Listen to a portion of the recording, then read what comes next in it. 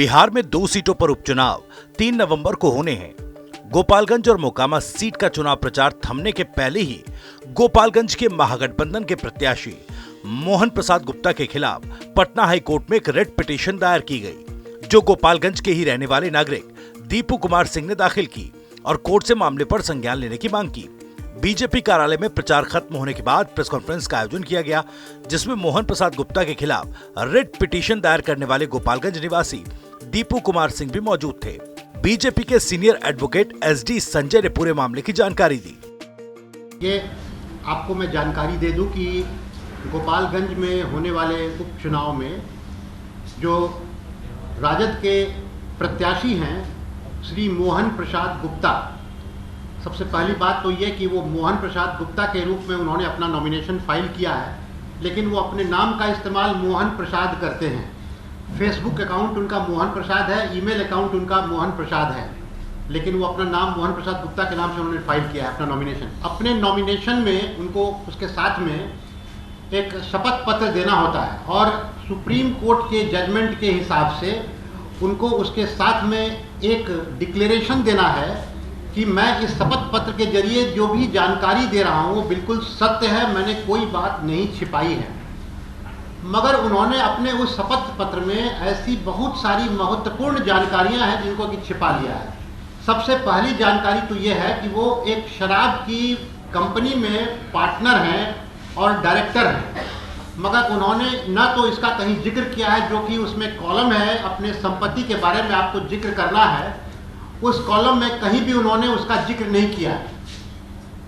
हम लोगों ने उसका वेबसाइट पर मिनिस्ट्री ऑफ कॉर्पोरेट अफेयर्स की वेबसाइट से उसको डाउनलोड किया, तब जाके हमें ये जानकारी मिली कि वो उस कंपनी के एक इंडिविजुअल पार्टनर हैं और वो हमने उस रिट याचिका में लगाया है और कोर्ट के संज्ञान में लाया है। तो ये सबसे पहला जो उन्होंने झूठ किया, छल कपट किया है अपने नॉमिनेशन पेपर में और अपने शपथ पत्र में, ये हमने कोर्ट के संज्ञान में लाया है। दूसरी बात, शराब की स्मगलिंग के मामले में अभी उनके ऊपर एक मुकदमा हुआ है गिरिडीह में, उनके ऊपर और उनकी कंपनी के ऊपर और ट्रांसपोर्टर के ऊपर, जिसमें कि काफ़ी बड़ी मात्रा में शराब गिरिडीह में पकड़ी गई थी, जिसके ऊपर मुकदमा हुआ है। लेकिन इस मुकदमा को हुए 1 महीने से ज़्यादा हो गए हैं, उस मुकदमे का कोई जिक्र उन्होंने अपने 13 अक्टूबर को जो नॉमिनेशन फाइल किया है कहीं कोई जिक्र नहीं किया है। तो हम लोगों ने जो पटना हाई कोर्ट में गोपालगंज के एक नागरिक के द्वारा रिट याचिका दाखिल की गई है, उसमें ये सारी बातें न्यायालय के संज्ञान में लाई है, क्योंकि इसके पूर्व हम लोगों ने चुनाव आयोग में जा करके वहाँ एक विस्तृत हमने अपना कंप्लेंट फाइल किया था। चुनाव आयोग के संज्ञान में ये सारी बातें लाई थी और उसके सबूत भी हम लोगों ने चुनाव आयोग को दिए थे। बावजूद उसके आज तक चुनाव आयोग ने उस पर कोई कार्रवाई नहीं की है। इसलिए कल तक इंतजार करने के बाद हम लोगों ने आज पटना हाई कोर्ट में एक रिट याचिका दायर की है और कल उसको मैं मेंशन करने जा रहा हूं कि उस पर तुरंत सुनवाई हो, या तो कल ही हो या परसों हो उसकी सुनवाई, ताकि इस चुनाव में ऐसा कोई व्यक्ति चुना नहीं जा सके जो कि सारी बातें गलत और झूठ अपने शपथ पत्र में डालता है, जो कि सुप्रीम कोर्ट के खिलाफ है। इसलिए ऐसा बहुत ही ऐसी संभावना है कि वो प्रत्याशी जो आरजेडी के हैं उनका चुनाव बहुत जल्दी, अगर वो हो भी जाएगा तो रद्द हो जाना चाहिए। बीजेपी प्रदेश अध्यक्ष संजय जायसवाल ने इस मामले पर कहा कि इस मामले को लेकर हम पहले निर्वाचन आयोग गए थे, लेकिन इंसाफ नहीं मिला।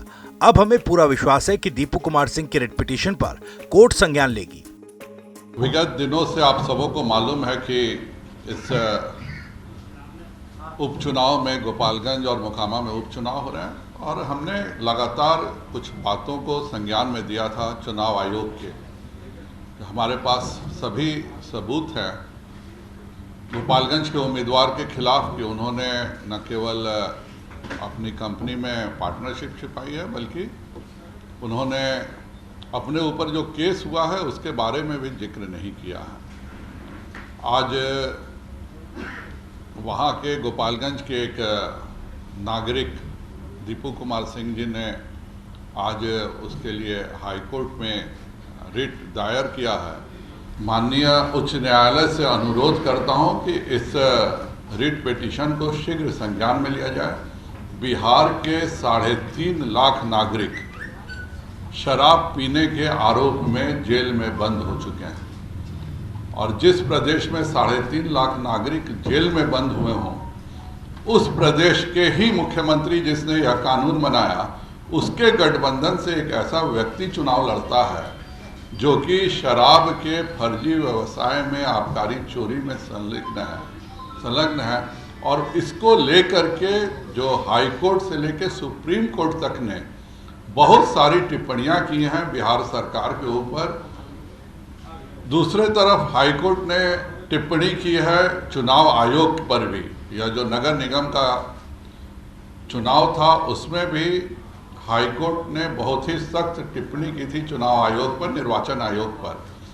आज भी हाई कोर्ट की किसी भी बात का पालन बिहार सरकार नहीं कर रही है, ना निर्वाचन आयोग। आज हम पहले चुनाव आयोग ही गए थे पर हमें इंसाफ नहीं मिला, इसलिए हम हाई कोर्ट में आज रेड डाले हैं। मुझे पूरा विश्वास है कि कल माननीय